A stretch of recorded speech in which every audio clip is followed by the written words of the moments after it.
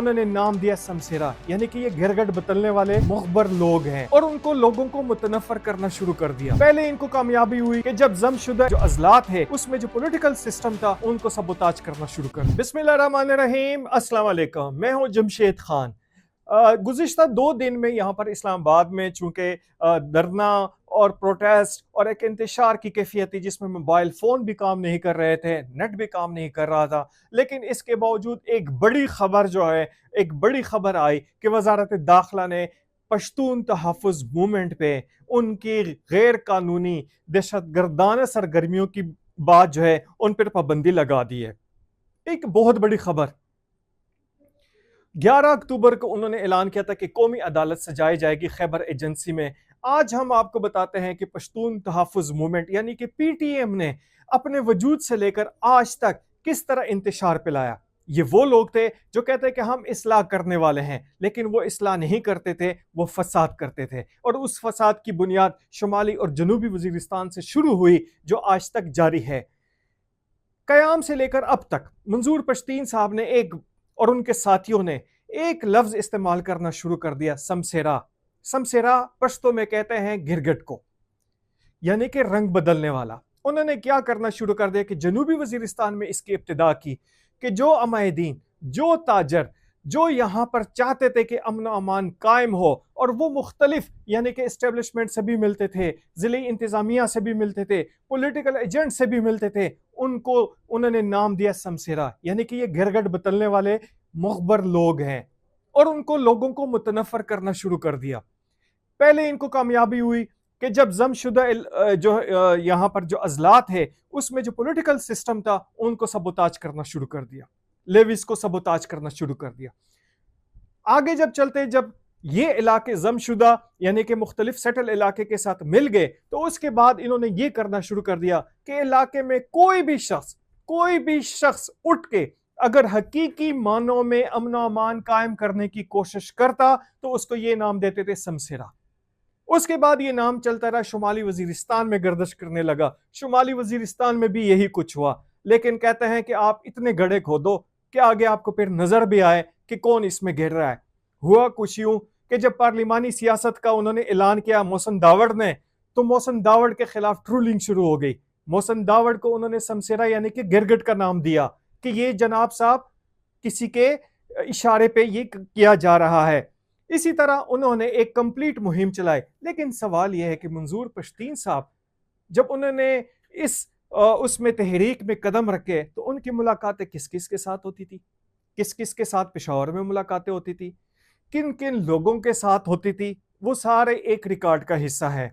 उनको किन किन पाकिस्तान तहरीके इंसाफ में किसने इंट्रोड्यूस करवाया, पाकिस्तान तहरीके इंसाफ के जलसों में इमरान खान के सामने एक ट्रेनी जो है मुकर्रर के तौर पर कौन उनको लेके जाता था, वो मंजूर पश्तीन को भी पता है और बाकी लोगों को भी पता है।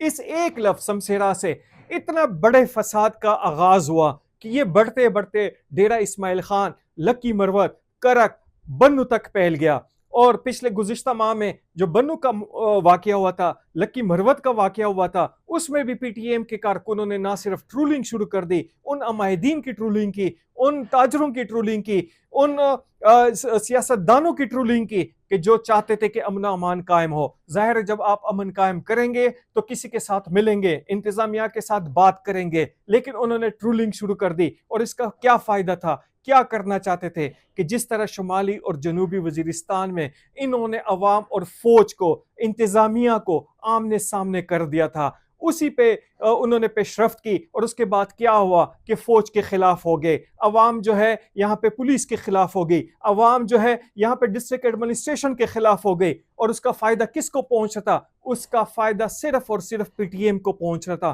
पीटीएम का जो दूसरा टारगेट था, जो सबसे बड़ा टारगेट था फौज के बाद, वो जिली इंतजामिया और पुलिस थी। इन्होंने पुलिस में अपने जो हम ख्याल किस्म के पुलिस एहलकार थे उनके जरिए प्रोपेगेंडा जो है वो करना शुरू कर दिया। और रिजल्ट क्या निकला कि अवाम को पुलिस से इतना मुतनफर किया गया, इतना मुतनफर किया गया कि तारीख में पहली बार जनूबी अजला में पुलिस वालों ने बाकायदा एहतजाजी कैंप लगाया। फैलाया, ये किसके कहने पता, किसने हवा भरी? वो यकीनन पीटीएम थी।